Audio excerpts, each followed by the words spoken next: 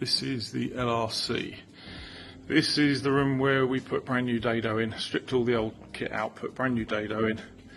All the dado is underneath the benching, which looks great, although you can't see it. There was some bit awkward cuts to do.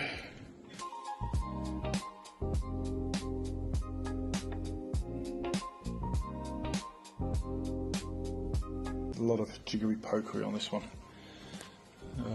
But yeah, that's that. It's all finished. The power pole that was in here originally has been removed. They need to replace the ceiling tile. Okay, so teacher's desk is in, dado's in, screen's in. Super Dave is just about to give this place a quick once over with the hoover.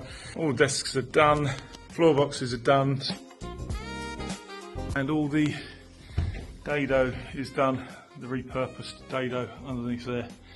Site staff are waiting to put PCs out, and that's this room complete.